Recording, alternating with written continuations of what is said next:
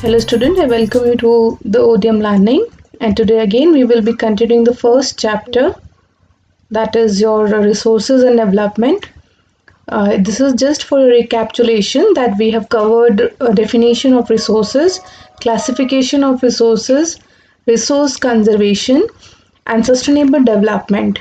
In sustainable development, we had learned about the Berlin Report, the Earth Summit and Agenda 21. And for today's class, we will be learning about these contents, that is resource planning in India, need of resource conservation, land resource, land utilization, land use pattern in India, land degradation, and conservation methods. So let's start. See, our first topic is resource planning. See, we have already learned that resource is a very essential thing for all of us, and resource are the sole thing on which we depend a lot. So planning of resources are very important, and planning is the widely accepted strategy for judicious use of resources. It has importance in a country like India because we are a very diverse country. Okay, and the resources that is available in our country is also of diverse nature. There are regions which are rich in certain types of resources but are deficient in some other resources. There are some regions which can be considered self sufficient in terms of the availability of resources, whereas there are some regions which have acute shortage of some vital resources. We can also get it clear with few examples like the states like Jharkhand, Chhattisgarh and Madhya Pradesh. They are very rich in minerals and coal deposits, isn't it? And then we have Arunachal Pradesh, which is very rich in water resources, but it lacks infrastructural development. There are still many places in northeast areas where we are not able to have roadways and railways. So it's like one state is rich in some kind of resources, whereas it lacks in some other resource. The state like Rajasthan, it is well endowed with solar and wind energy, but it lacks in water resources. The cold desert of Ladakh is relatively isolated from the rest of the country, but it has very rich cultural heritage, and it is deficient in water infrastructure and some vital minerals. Though we have uranium deposits there, but we are not able to harness its uses. And hence we need balanced resource planning at the national, state, regional and local levels. See, in India, we in resource planning we consider three stages. Okay, first thing we should understand that resource planning is a widely accepted strategy for judicious use of resources. It has importance in a country like India because we are very diverse in relation to the in consideration to the resources that we have. So in planning we have three stages. First one is identifying inventory of resources. This means that we need to locate where are the resources. We need to identify which areas are there in a country where we can get the resources, and then we prepare an inventory. It's just like a data source. Okay, we will go and search for the areas, and then we sort it out according to the areas and availability of the resources. And then we have economic and technological evolution. For the identified resources we need to allot economic from economic resources. From economic resources I mean your wealth. Okay, and then we need to develop the technological resources to harness the availability or and uses of that particular resource. And then we also have to match resource development plan. This means that if you want to plan particular development for a resource, you should match the resource development plan of that particular state, that particular area or that particular city or any areas. It should match with the plans at national level, at state level and at local levels. So here, resource planning is a complex process. It involves identification and inventory of resources across the regions of country. This involves surveying, mapping, qualitative and quantitative estimation and measurement of resources. Then evolving a planning structure that endowed with appropriate technology, skill and institutional setup for implementing resource development plans. And then we have to match the resource development plans with overall national development plans. Resources can contribute to development only when they are accompanied by appropriate technological development and institutional changes. This means that whenever we plan for a development, we must have the technological development required for the development of particular resource, and to empower that we need to have the institutional changes. To overcome irrational consumption and overutilization of resources, resource conservation at various levels is important.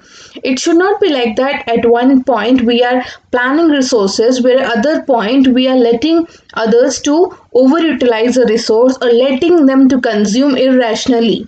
Okay, resource planning need to have a balance between the consumption and conservation.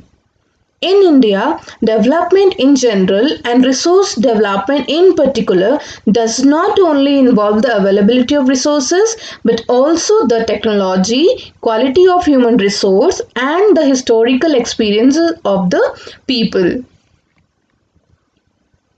And the next is conservation of resources. Resources are vital for any development activity, that we are already clear about it. But irrational consumption and overutilization of resources leads to socio-economic and environmental problems. To overcome these problems, resource conservation at various levels is important. See here, Mahatma Gandhi has quoted that there is enough for everybody's need and not for anybody's greed. He placed the greedy and selfish individuals and exploitative nature of modern technology as the root cause for resource depletion at the global level. He was against mass production and wanted to replace it with the production by the masses. It means that whenever we talk about resources, we should concentrate on social equitability. This means that one individual should not accumulate resources. That is why he said he was against mass production and he is with production by the masses. Production by the masses means every other individual should get the opportunity to participate in resource consumption as well as conservation. Why we need to conserve the resources? There are five noted reasons why we need to conserve. Number one is for future generation. It is not that you are living on the earth and you will consume all the resources. You should think of the future generation, and that will ensure sustainable development. We should avoid overutilization, and that will also avoid pollution. And the best part would be it will maintain ecological balances. So now next topic is your land resources. We perform our economic activities on land and we use it in different ways. Land is a natural resource for utmost importance. It supports natural vegetation, wildlife, human life, economic activities, transport, and communication systems. It is important to use the available land for various purposes with careful planning. In India, we have resources, or our land resources is being divided into three major parts, that is 43% of plain area that provides facilities for agriculture and industry, 30% of mountains area of the country that ensures perennial flow of some rivers, provide facilities for tourism, and ecologically they are very beneficial for our country. And then we have 27% of plateau region. Those are very rich in minerals, fossil fuels, and forest resources. Out of India's total geographical area of 3 to 8.7 million hectares, the statistical information about the land use pattern in India is available for only about 305.69 million hectares. It is based on village papers and on estimates. The land use has changed drastically since 1950 to 51. Types of land use in India. In India, land use is divided majorly in five parts. One is forest area, second is land not available for cultivation, third is cultivable wasteland, fourth is fallow land, and fifth is net area zone. Now let's go in detail. First one is your forest defined as all the lands more than 1 hectare in area with a tree canopy density of more than 10%. So we consider forest those areas which are more than 1 hectare and they have tree canopy. Okay, and they are very closely placed. Density is only density of more than 10%.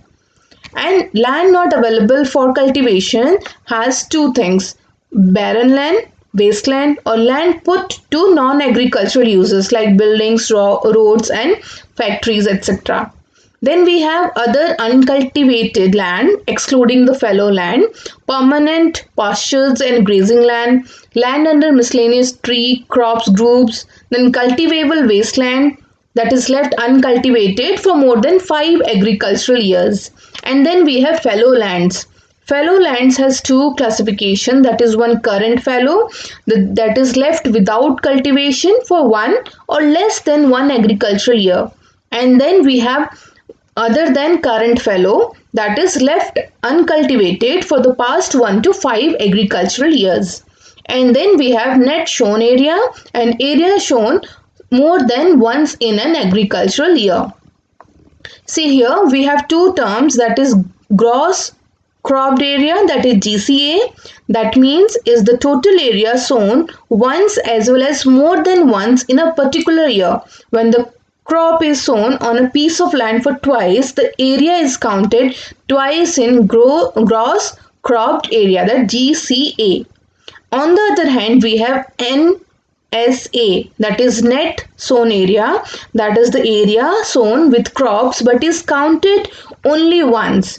This implies that if we deduct net sown area from gross cropped area, what we find is those areas where crops are cultivated for more than once in a particular agricultural year. Let's get more clarity on this. Net sown area, that is NSA, is the proportion of the total areas of the country which is used for growing crops. And then we have gross cropped area, which is divided by net sown area. It includes the part of net sown area which is used for 2 or 3 crops in a year.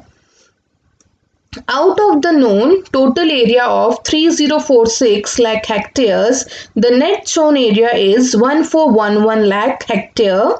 It is 46.32% of the total area. For example, if 5 hectare net sown area is used for double cropping in a year, the gross cropping area will be 10 hectare. We double it, okay, we calculate it twice. Then the distribution of net sown area is not uniform in our country. In northern plains it is very high. In Punjab it is 84%, while in Mizoram it is only 3.1%. Gross cropped area explains the intensity of cropping in a region. Punjab, Haryana, Uttar Pradesh have already reached high gross cropped area. Rajasthan have the low gross cropped area. See here in your book also, this comparative study is given, that is of general land use categories in 1960-61 and in 2014-15. See, if you look at this picture, you will find out we have not increased the net sown area in a very drastical manner. It was like it was 46.26, but by the time we reached 2014 and 15, we have decreased it. It is only 45.5%. So it is just that we are increasing your fallow land, okay, and we are increasing forest somewhere, but there is not so significant changes in your net shown area. Now, the same thing, the five classification we will be dealing in detail. The first one was your forest area. Okay, so during 1950-51, the area under forest was only 40.48 million hectares. That is only 14.2% in India.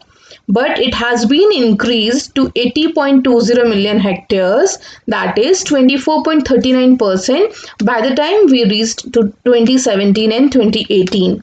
Okay, but according to National Forest Policy 1952, the reporting area of the forest must be 33.3% of the total land. So we should be very careful about the forest in our country, because we are already lagging by the percentage we should have and the percentage we are having currently. The proportion of the forest area is not evenly distributed in our country. Okay, Madhya Pradesh, Arunachal Pradesh, Odisha, Maharashtra, Andhra Pradesh, Andaman Nicobar Islands are having, like, they have more forest. It is due to heavy rainfall and their relief features. Whereas Dadar and Nagar Haveli, Haryana, Punjab, Goa, these states have less area under forest. Now, second land use pattern was land not available for cultivation. See, the land used for human settlements, transport routes, canals, quarries, the mountains, desert, marshes comes under this category, and that accounts to 12.11% of total land use in India.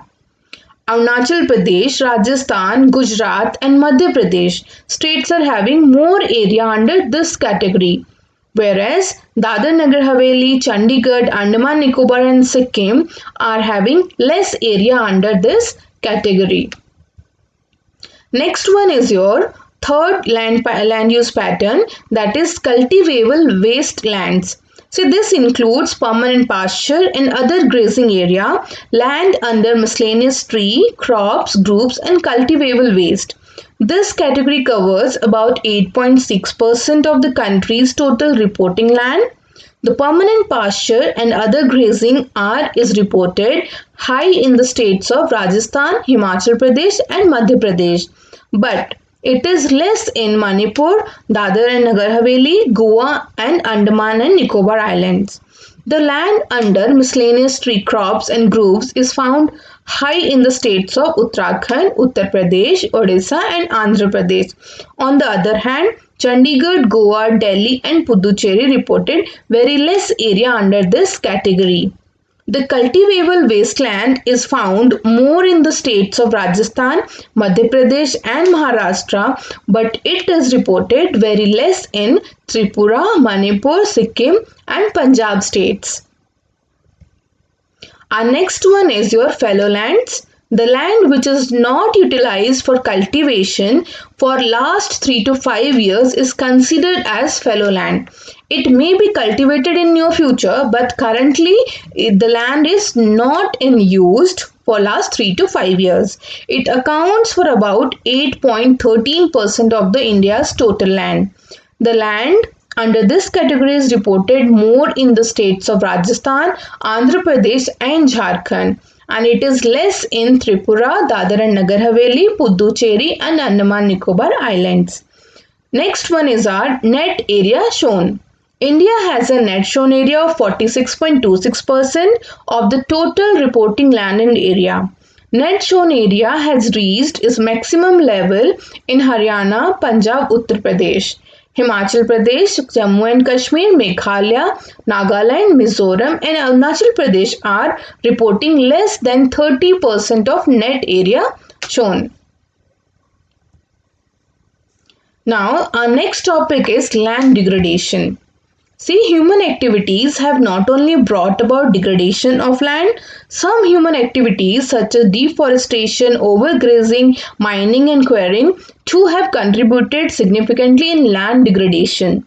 Mining sites are abandoned after excavation work is complete, leaving deep scars and traces of overburdening.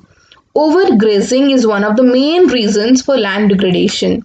Over-irrigation is responsible for land degradation due to waterlogging that leads to increase in salinity and alkalinity in the soil.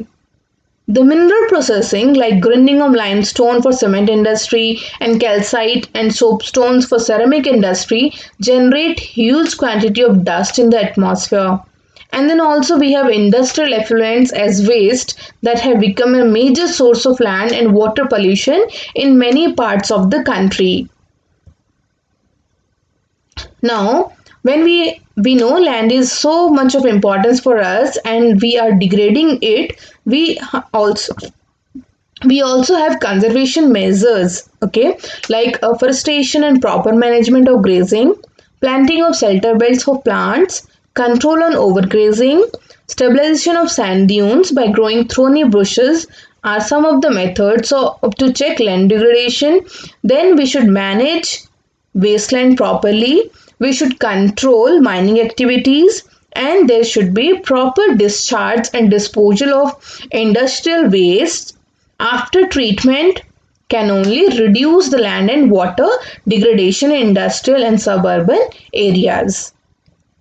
I hope after this the topic is clear to you. See, I have put some one mark question here. Like, which one of the following is main cause of land degradation in Punjab? So here we already know in Punjab we have started your green revolution. So it is because of over irrigation that the land area of Punjab is degrading. Okay. Now then the second one is, in which of the following states black soil is predominantly found? This question, see, most of us we already know the answer, that is Maharashtra, but about black soil and its all feature we will be dealing in the next video. So till then, thank you and happy learning.